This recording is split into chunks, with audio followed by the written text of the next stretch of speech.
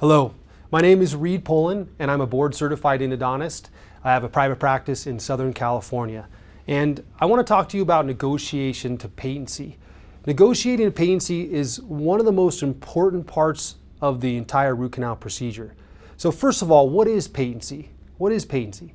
Well, when you negotiate down to patency, patency means exiting the canal terminus about a 0.5 millimeter. So you're exiting the canal terminus and you're in the periapical tissue about a 0.5 millimeter. Now, why is patency important? First off, we want to make sure that we clean the entire canal, not just the coronal or middle third. We want to clean the entire canal. We want to make sure that when we get negotiate to patency, that we clean the apical red zone or the apical 1/3, which is really one of the most important parts of the root canal treatment. Lastly, when you have patency, that's how your electronic apex locators work. Okay, they work off patency. The electronic apex locators can read when the file exits the canal and goes into the tissue, it tells you that you're long. So patency is extremely important. How do you negotiate to patency? So let's talk about that. The first thing I do is I take a 10K file and I put it into the canal after I've dipped it into ProLube.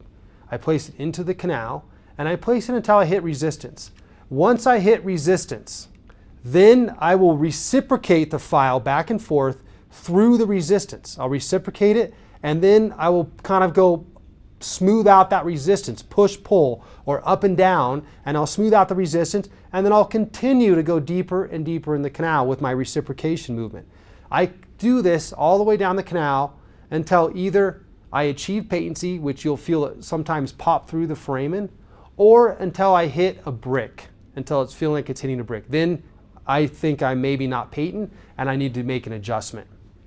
So what if we start with the 10K file, we dip it into ProLube, we place it in the canal, and yet we're hitting a brick.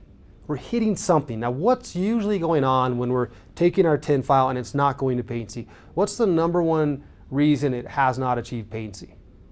Well, it's usually there's a little apical curve right there. So what I would do normally is I take the 10 file out of the canal and I pick up an 8 file and I put a little apical bend on the 8 file. I then dip that 8 file into ProLube. I place it back into the canal and I place it down to that spot where it was hitting the brick or hitting the wall. And then I do something called walk the apex. I take the file, that 8K file with a little bend on a little walk around the apex. And I walk it around, I walk it around, I walk it around, and I'm trying to find which way the curve is, that apical curve. A lot of times just going from the 10 to the 8, you'll slide along and you'll find that apical curve. Now what happens if, for God forbid, the 8K file is not going down and you're still stuck, you're hitting a brick? Well, what I do then is I pick my 6K file up, I dip it in ProLube, put a little apical bend on, take a little apical bend, dip it in ProLube, and then I go down and I walk the apex. And a lot of times this 6K file will find patency for you.